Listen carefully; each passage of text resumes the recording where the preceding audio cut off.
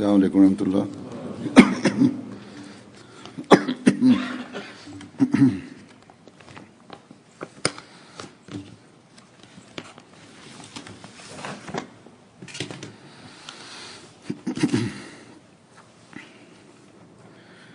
अशहदु अल्ला इलाहा इल्लल्लाह वहदहु ला शरीका लहु वअशहदु अन्ना मुहम्मदन अब्दुहु व रसूलुहु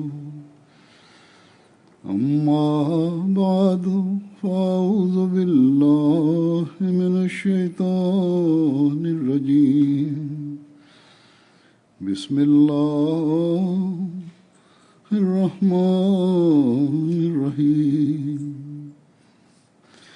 अल्हम्दुलिल्लाहि रब्बिल आलमीन अर्रहमानिर रहीम मालिकि यौमिद्दीन इय्याका नअबुदु व इय्याका नस्तईन इहदिना सिरातल मुस्तकीम सिरातल लज़ीना अनअमता अलैहिम गैरिल मग़्दूबि अलैहिम वलद्दाल्लीन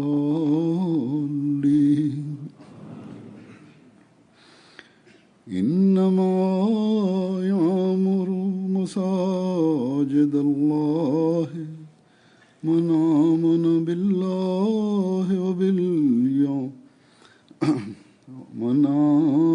बिल्लाहि वल यौमिल आखिर वअक़ामस सलाता वआतज़ ज़काता वलम यख़्शा इल्लल्लाह वलम यख़्शा इल्लल्लाह फ़असा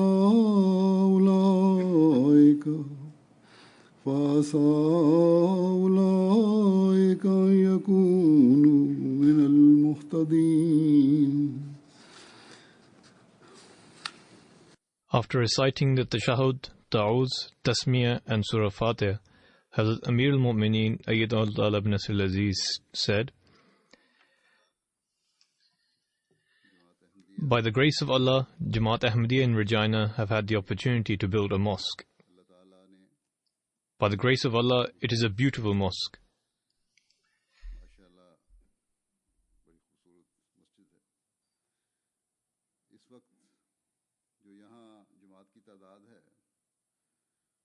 The population of the Jamaat here, including the Jamaat from the surrounding areas, is approximately 160 people.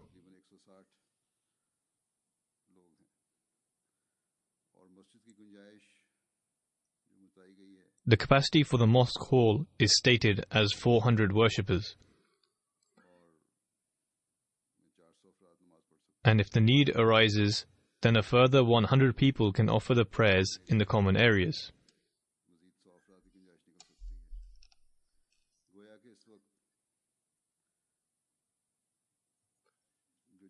All in all, at present, in respect to the size of the Jamaat, the mosque is approximately 3 times as big.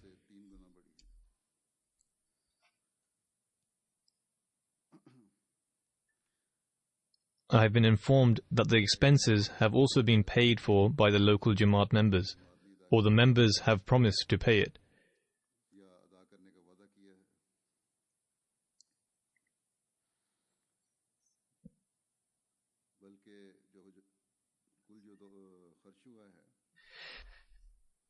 In fact, 2 members of the Jamaat have pledged to pay for approximately 1/3 of the cost in terms of the total expenditure.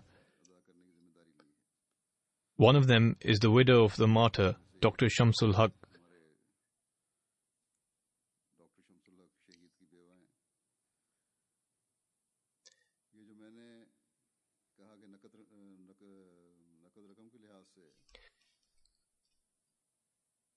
इसलिए कि जब मस्जिद की तामीर का काम शुरू करने का मरहला आया When I say in terms of total expenditure, what I mean by that is, when it came to the construction of the mosque and they began liaising with the contractors, the minimum tender was 2.8 million Canadian dollars, and including other costs, it was coming to a total of 3.5 million Canadian dollars.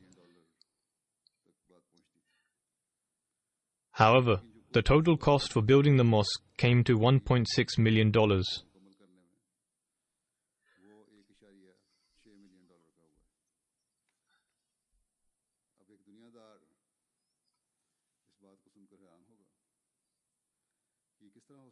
To a worldly person, the fact that the entire mosque was completed at half the estimated value of the cheapest contractor is complete bewilderment.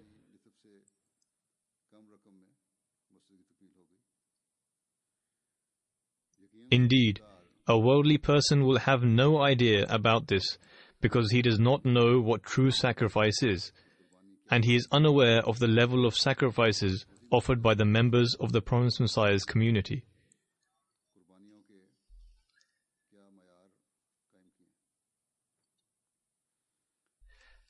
Sacrificing one's life, wealth, and time are traits that can be found in the community of the Promised Messiah alayhi salam. This characteristic can be found in the members of the community everywhere, whether they are Ahmadis residing in Pakistan, who sacrifice their lives as well as their wealth, or whether they are Ahmadis living in Africa. Even if they do not have a lot of wealth, they sacrifice their time and also everything they own in order to establish a mosque, as well as presenting themselves for community work.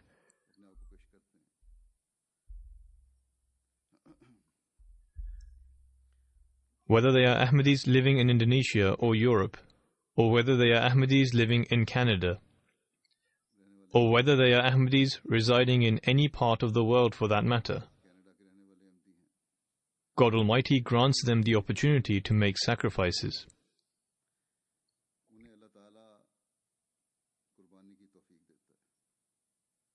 The reason for this is that they have made attaining the pleasure of God the purpose of their lives.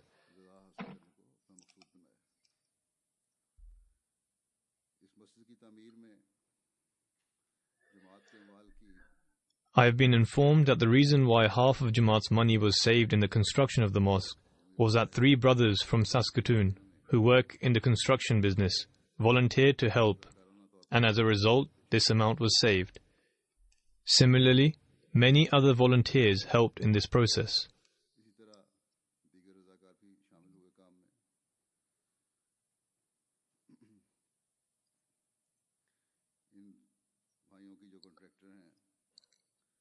These 3 brothers who are contractors were aided by a 4th contractor, who was perhaps sent here by God Almighty to aid the project after moving from Toronto, where his employment had ended. Nevertheless, they worked together to complete the work, as did all of the volunteers, who were local residents of Regina, as well as people from Saskatoon, Calgary, Edmonton, and even people from Toronto came.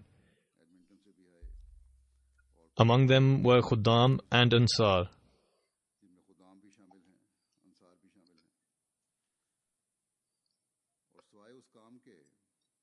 Aside from the work where the Jamaat did not have the relevant professionals, everything else was completed by these contractors and the volunteer workers.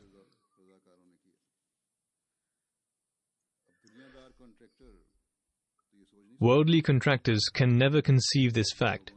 However, these workers had no concern for their own income or time.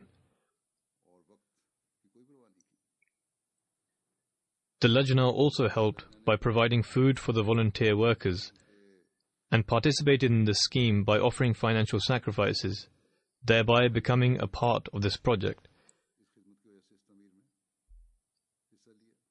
I have been informed that the volunteers spent approximately 41,500 hours in the construction of the mosque.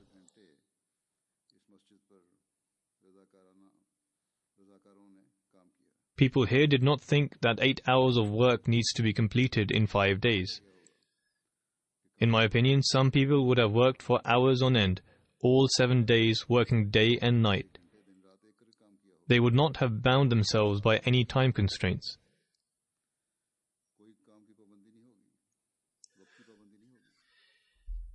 By the grace of Allah, this enthusiasm and passion is witnessed among all Ahmadis everywhere, as I mentioned earlier.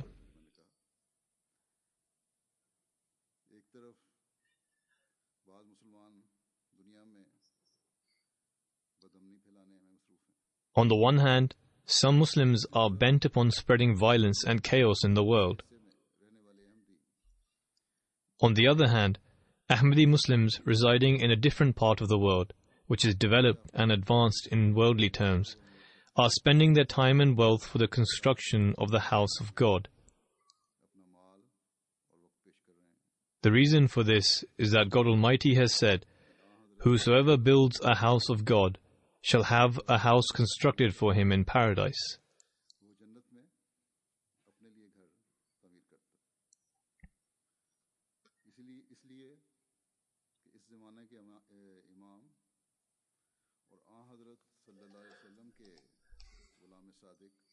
Also, the Imam of the age, an ardent devotee of the Holy Prophet, peace and blessings of Allah be upon him, said to his followers that in order to spread the beautiful teachings of Islam throughout the world,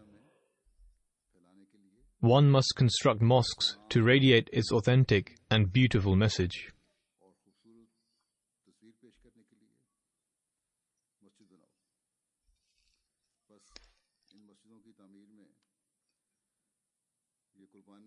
Thus, aside from gaining the pleasure of God Almighty, another reason for sacrifice in constructing mosques is to dispel the erroneous views and remove misunderstandings in the minds of people about Islam.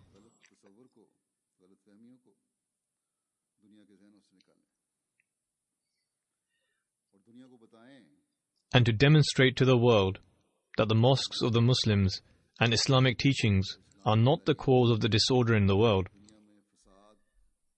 Rather, it is the savior for the world and the hereafter.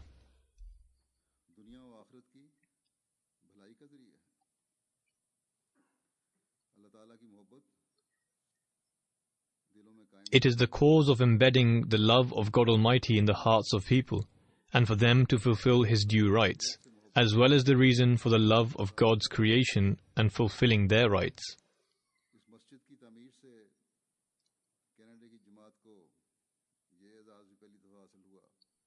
The construction of this mosque has given a unique honor to the Canada Jamaat, in that Ahmadi volunteers completed most of the work, thereby saving Jamaat's money. In other parts of the world, work is also carried out like this. However, it is the first time that it has been carried out in this manner.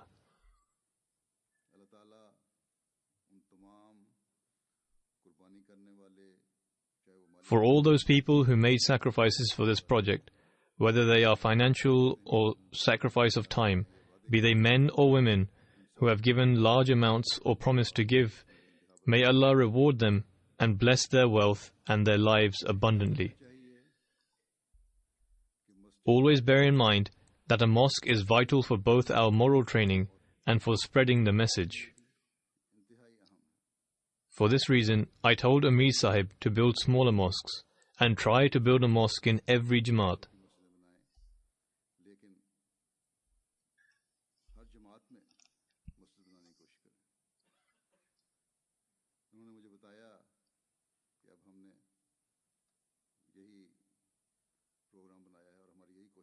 He has informed me that this indeed is the plan, and it is now their intention to make smaller mosques, but in a greater number.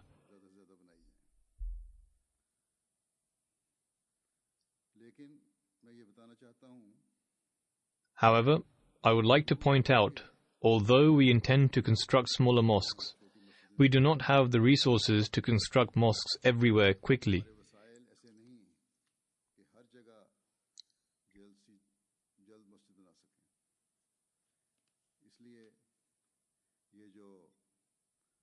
Therefore, this practice of using volunteers and voluntary assistance for the construction of mosques is a good system.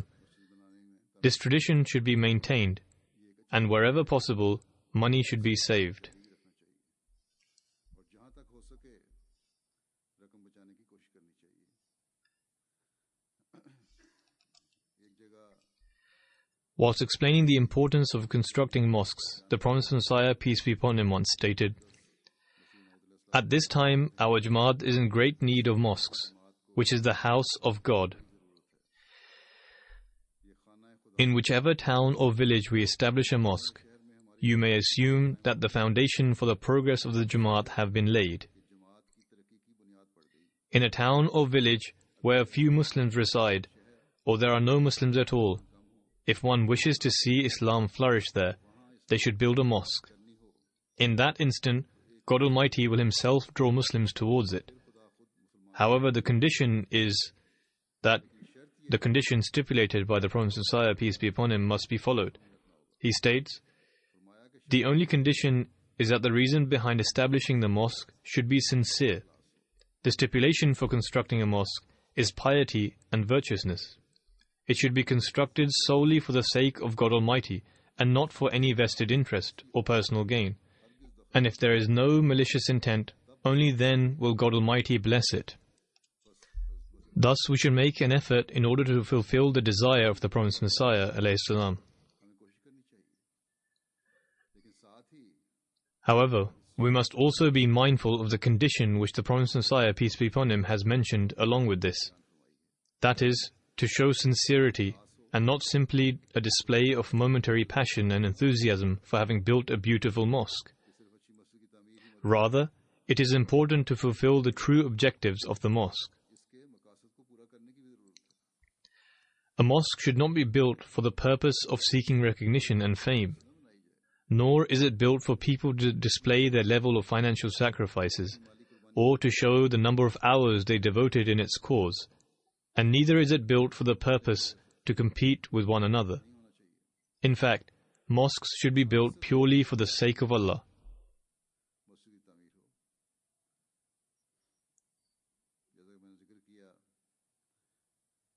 As I mentioned earlier, that the three brothers and also the fourth contractor who joined them played a significant role in the construction of the mosque. When they met me yesterday, they were very happy that Allah the Almighty had granted them the opportunity to partake in this good deed. Now Allah the Almighty has blessed them with some very big contracts. Thus, God Almighty does not leave anyone without granting them reward. However, at times He grants the reward immediately, and on other occasions after a period of time. In fact, one of the brothers, Mansoor Sahib, wrote to me that a young man who was initially working with them but was accepted into university and so declined to work further. However, he had a dream in which he was told that the contractors needed his services, and so he got in contact and began working again. One day, his wife told him that there was no money left to cover the household expenses. However, Allah the Almighty rewarded him in such a way that on the same day, or perhaps the next day, the tax credit department told him that he had overpaid, therefore they were returning him the overpaid amount. Also, he received his money for child benefit, and in this way, he received around $13,000 to $14,000. Thus, God Almighty indeed shows His favors, providing that one has a pious intention.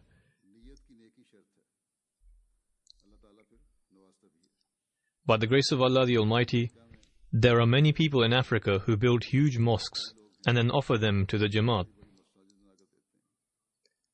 I remember when I was in Ghana, I stayed in a city called Tamale for a short period.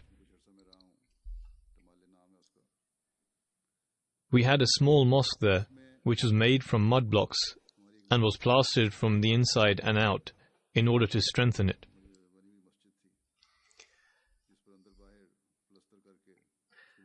After being appointed as the Khalifa, when I visited Ghana, I also visited Tamale and saw that there was a huge 2-story mosque, which is approximately 3 times the size of your mosque here.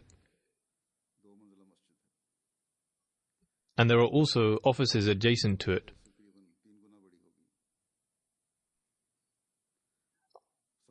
I was informed that one of our Ahmadis paid for the entire cost of its construction. I do know that this was not easy for him, and it took him 3 to 4 years to complete the payment. But he said that he wanted to do this, and eventually he did so.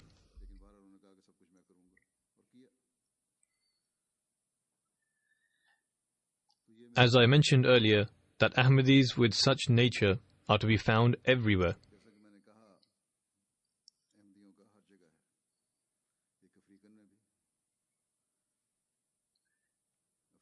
People tend to assume that due to poverty, perhaps the people of Africa may have a greed for wealth. However, when they enjoy a position of affluence, they set such high standards of sacrifices, the likes of which have seldom been seen. We find such natured people everywhere who offer sacrifices when it comes to building the house of God Almighty. In Pakistan, we are not allowed to build mosques, and at times people write to me with great anguish, asking me to pray that may they be able to build mosques. They say even if they could acquire a hall where they can come together and offer their prayers, since the law of the country does not permit them to build a mosque. They cannot even build a simple mihrab where the imam stands to lead the congregational prayer by extending it in the form of a small chamber, let alone build a minaret or a dome. In fact, in some places the restrictions are so severe that they cannot even construct a building which is facing towards the direction of the Qibla, the house of Allah in Mecca. However, Allah the Almighty is bestowing His favors upon us in the countries around the world, and these favors of His are well beyond our imaginations and efforts, and He is granting us the opportunity to construct mosques.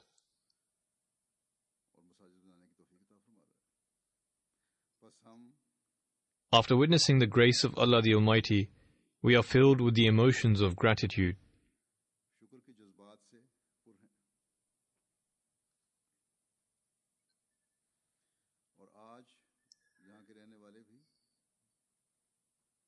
Today, those living here should also strive to excel in expressing their gratitude to God Almighty, since God Almighty has granted them a mosque, a house which is the house of God, and for the purpose of worshipping God, who is one.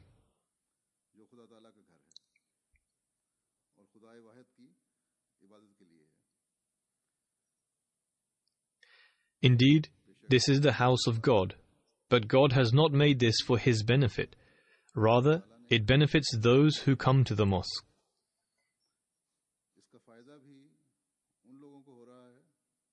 Thus, it is a great favor of God Almighty, and no matter how thankful we are, it can never be enough.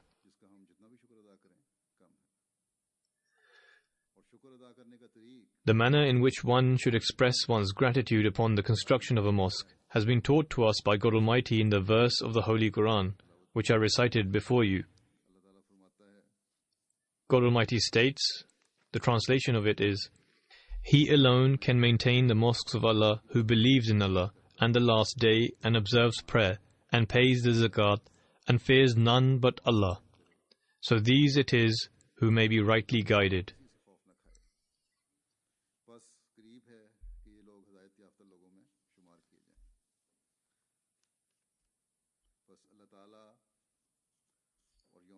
Thus, belief in God Almighty and the Last Day, which is the basic condition for a believer and a Muslim, is fundamental. After that, Allah the Almighty states that the observance of prayer is essential. What is the observance of prayer? It is to come and offer the 5 daily prayers in congregation at its prescribed times. The meaning of observing prayer is to offer the prayer in congregation. Then one has to pay the zakat. What is the zakat? It is to spend your wealth in the way of God Almighty in order to purify it. By the grace of Allah the Almighty, the Ahmadis are excelling in this form of sacrifice. However, Indolence is observed generally everywhere when it comes to attending the prayers and offering it in congregation, even though this is a basic requirement, and so attention needs to be paid towards this. I would also add here in regards to zakat that one form of zakat is that which has been made compulsory upon all those who have wealth and their money is deposited in banks or is kept with them, or if it is a large amount in the form of gold or silver and remains with them for a whole year. Zakat is also compulsory upon some landowners and those who own large dairy farms. In any case, this form of zakat applies to everyone, men and women alike, and it is according to a fixed rate which has been specified by the Holy Prophet, peace and blessings of Allah be upon him.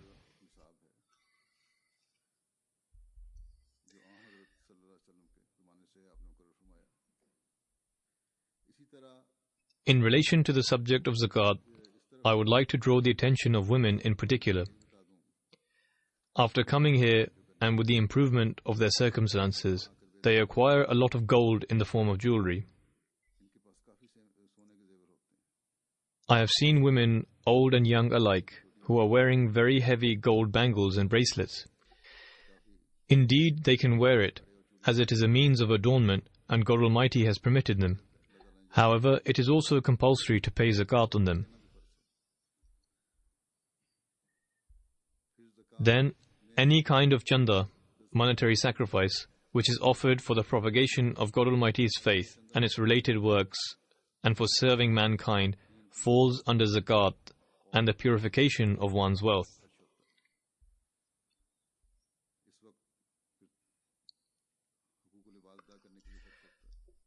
By the grace of Allah the Almighty, at this moment in time, it is only the Ahmadiyya Muslim community which is spending money for the propagation of faith, the construction of mosques, missionary activities, schools and hospitals.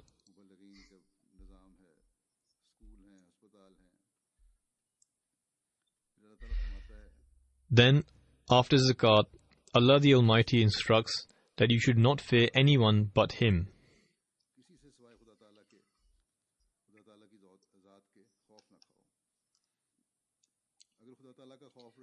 If one has the fear of God Almighty, only then can one refrain from many of the ills which exist in these countries in the name of freedom.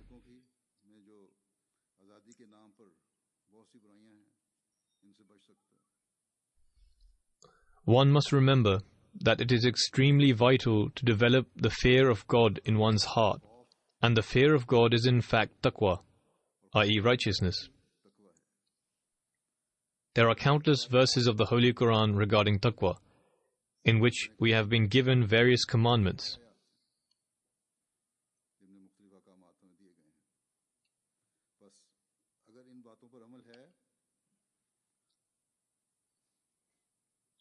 If one adheres to them, then one can consider oneself to be counted amongst the rightly guided in the eyes of God, and will also be able to fulfill the objectives of establishing a mosque.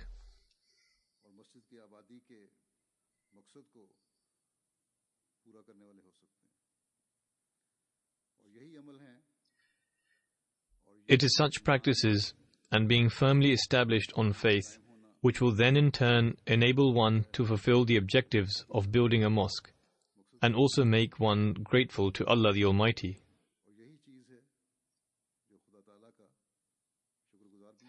If one is only content with having built a mosque, but only occasionally comes for prayer, and instead of fearing God, he fears other people more, and forgets faith and his duties towards it, then such a person may well be able to gain temporary reward, but will distance himself away from gaining the everlasting blessings of God Almighty.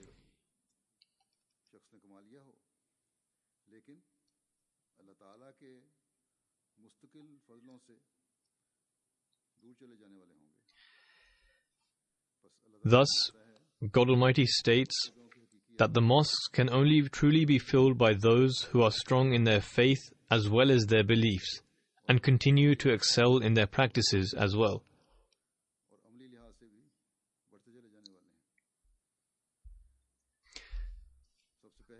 The responsibility of filling and populating the mosques lies firstly with the office bearers of the Jamaat and its auxiliary organizations by ensuring their own attendance. अपनी हाजिरी से लाजमी बनाएं। जमात ने जो माल और वक्ती कुर्बानी दी है, All the office bearers and every Ahmadi should make an effort to gain the lasting rewards of the sacrifices which the Jamaat has made, both financial sacrifice and the sacrifice of their time. This can be achieved by proving that the size of this mosque is inadequate, despite presently being 3 times the size of the local community. However, mosques can only be rendered inadequate in terms of size when the number of those attending the prayers increases, as does the size of the local community increasing. In order to increase the Jamaat in number, tabligh, i.e. spreading the message, is very important. Rather, it is essential. Upon the construction of this mosque, we must be thankful to Allah the Almighty in this manner that the true message of Islam and Ahmadiyyat is relayed to all the inhabitants of the area. Alongside this, you must pay gratitude to Allah the Almighty. It is also a means for discharging the rights of the people, as it is their right that we convey the true message of Islam to them and bring them out of vulgarity and immorality. It is our duty to make the world realize its true creator. These days, a majority of the world thinks that worldly success and its lavishness means everything and become embroiled within it.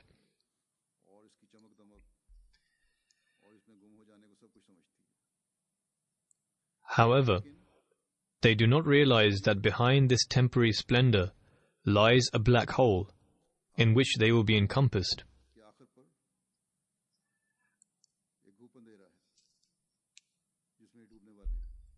At such a time, it is the duty of the Jamaat members to show the world such avenues which lead to a glistening end.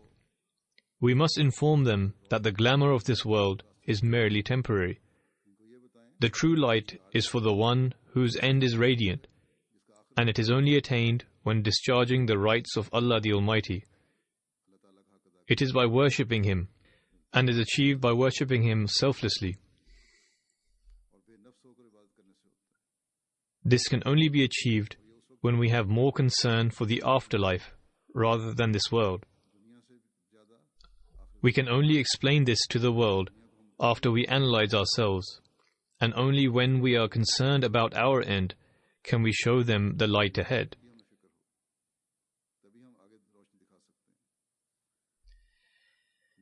In that case, we will not be those who merely raise the slogans of love and affection. Rather, we shall become of those who endeavor to fulfill each other's rights. We will be increasing the standards of our worship.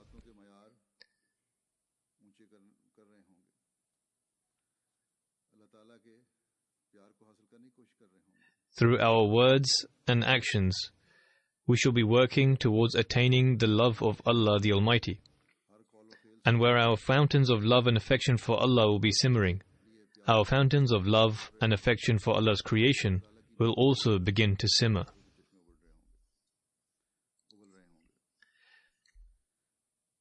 Those people who see us from afar approach us when they hear our slogans. They are impressed by the beautiful teachings of Islam when listening to us. It should not be the case that when they draw close, they say that from afar you appear different, and now upon drawing close, you are something else. In order to attain the paradise of the hereafter, we should strive to make this world a paradise through our worship and through our actions.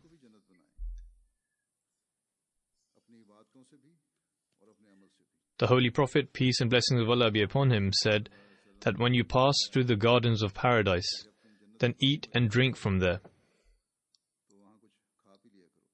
Hazrat Abu Huraira, peace be upon him, was also sitting in that gathering.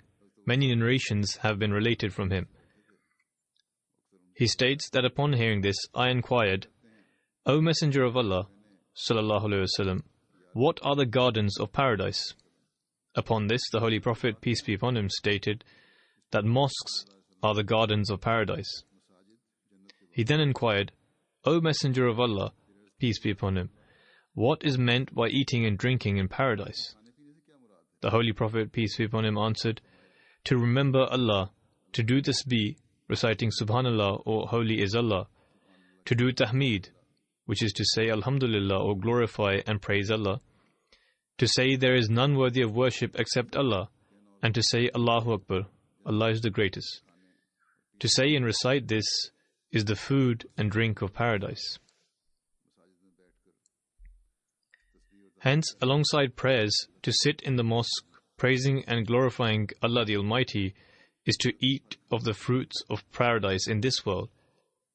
And whomsoever remembers and worships Allah the Almighty in this manner, he is not only witnessing the paradise of the hereafter, rather, he endeavors to fulfill the rights of the creation by treading upon the commandments of Allah the Almighty, who then further tries to conform his actions in accordance to the command of Allah the Almighty.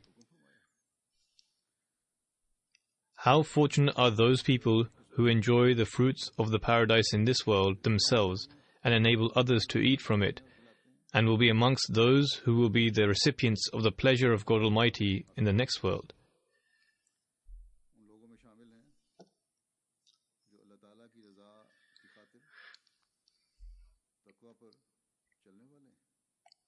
The Promised Messiah, peace be upon him, says, amongst all the commandments of the Holy Quran, the commandments pertaining to righteousness and piety is stressed the most. This is because righteousness provides the power to resist all kinds of evil and motivates one to swiftly strive on the path of goodness. The reason behind placing such emphasis upon righteousness is that righteousness is the key to survival of a person in every aspect. Taqwa, i.e. righteousness, is the protective citadel that saves one from all kinds of mischiefs and strife. This means that righteousness and fearing God Almighty is the fortress in which one takes refuge and seeks protection from Satan. The Promised Messiah, peace be upon him, says, a person practicing righteousness can save himself from many unnecessary and dangerous encounters that others fall victim to, which can lead to their destruction.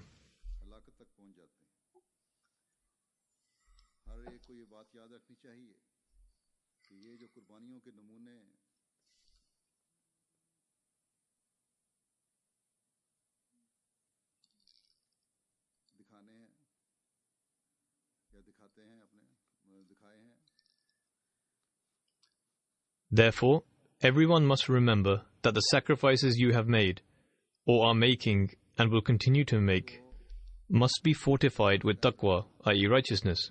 If not, then these sacrifices will only be short-lived.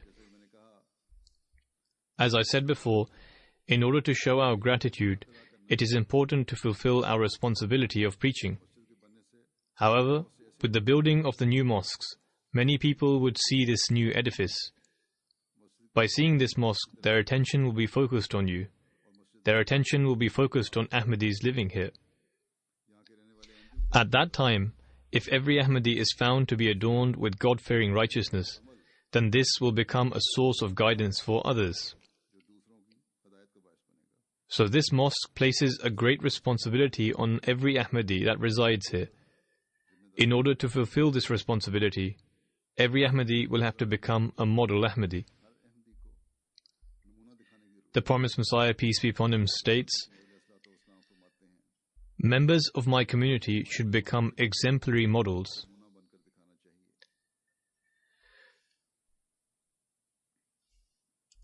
Any member of my community who sets a poor example and demonstrates weakness in both his actions and beliefs is a tyrant. The reason for this is that he brings the entire community into disrepute and makes me the target of objections raised by others.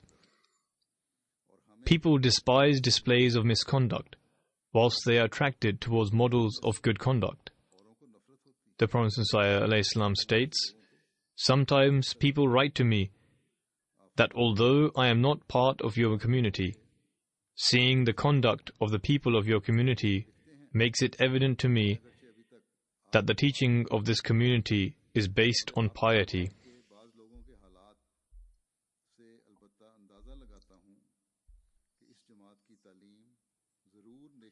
Even today, many people write to me, and sometimes they say in personal meetings that the attitude of the people of the community makes it clear that your teachings are based on peace, security, love, and dedication. Therefore, it is the responsibility of every Ahmadi that they should spread this teaching widely and become the practical role models of these teachings.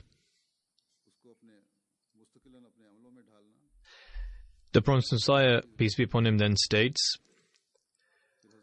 "God Almighty keeps a record of the deeds of every individual. Indeed, a diary of all one's deeds is being maintained. Therefore, every individual should take it upon themselves to keep a diary of their daily activities. God Almighty maintains this record. However, every person should do this. Every righteous person should reflect upon his daily activities and write in his daily diary about the good deeds he has carried out during the day and what were his shortcomings." The Prophet Messiah, peace be upon him, says that every person should keep a record of their daily activities and then should reflect on them.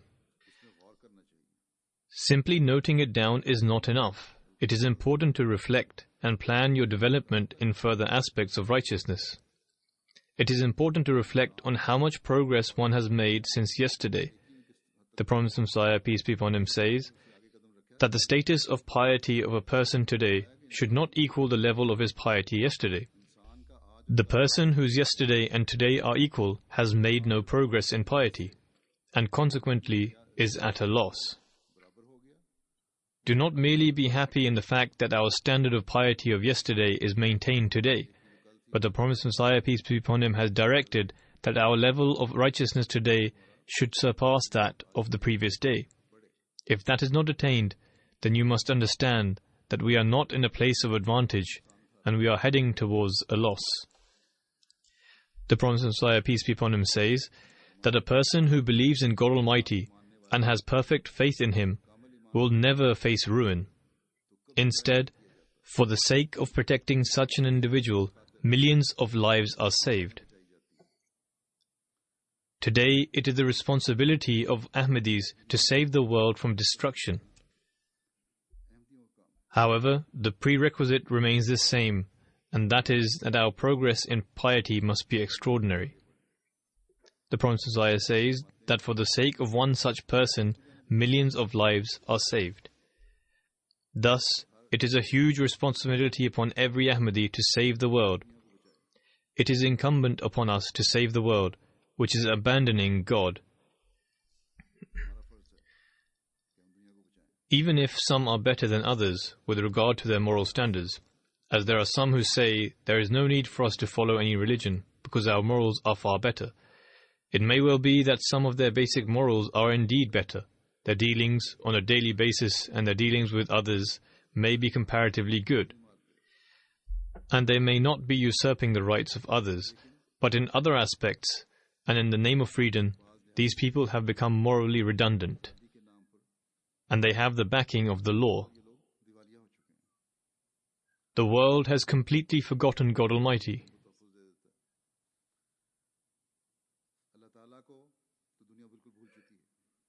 At such a time, if even we, who have entered into the allegiance with the promised Messiah, peace be upon him, forget our values, neglect God Almighty and Islamic morals, and in turn start pursuing this world, who would then undertake the reformation of the world?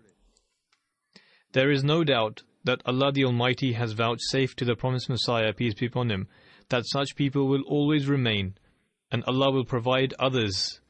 However, we should not let ourselves be deprived of its blessings. Thus, today, it is the duty of every Ahmadi to assess themselves, as per the instructions of the promised Messiah, so that we may be able to discharge our responsibilities in the right manner. Do not be content with merely having constructed a mosque alone. Our target should be that we have to increase the number of those who prostrate before Allah the Almighty and gather them under the flag of the Holy Prophet Muhammad sallallahu alaihi wasallam.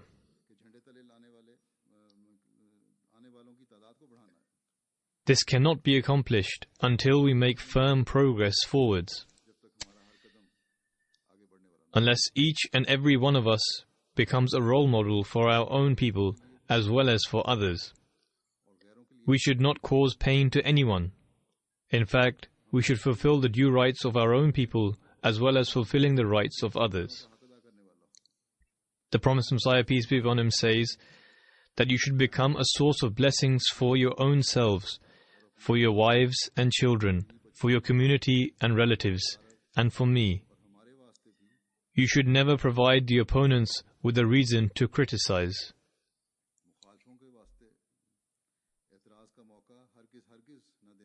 Thus, every one of us should feel this pain of the promised Messiah, peace be upon him, and set such examples that prove to be good reputation of the Jamaat and the promised Messiah, peace be upon him. May God Almighty enable us to do so. Our tomorrow should be better than our today.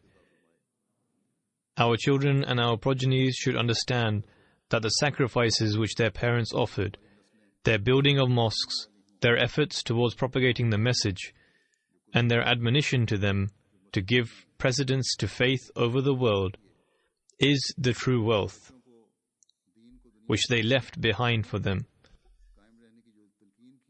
Also, the future generations should continue to instill this thinking into their progenies, and may Allah the Almighty enable this to continue forever. May our future generations continue to gather the blessings of Allah the Almighty. May Allah the Almighty ordain for this to happen.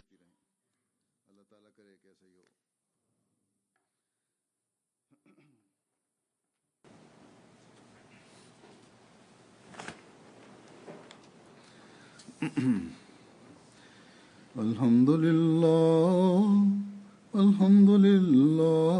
nahmaduhu wa nasta'inuhu wa nastaghfiruhu wa nu'minu bihi wa natawakkalu alayhi wa na'udhu billahi min shururi anfusina wa min sayyiati a'malina. من يهده الله فلا مضل له ومن يضلله فلا هادي له ونشهد أن لا إله إلا الله ونشهد أن محمدا عبده ورسوله. عباد الله رحمكم الله إن الله يأمر بالعدل والإحسان وإيتاء ذي القربى وينهى عن الفحشاء والمنكر والبغي يعظكم لعلكم تذكرون. اذكروا الله يذكركم وادعوه يستجب لكم ولذكر الله أكبر.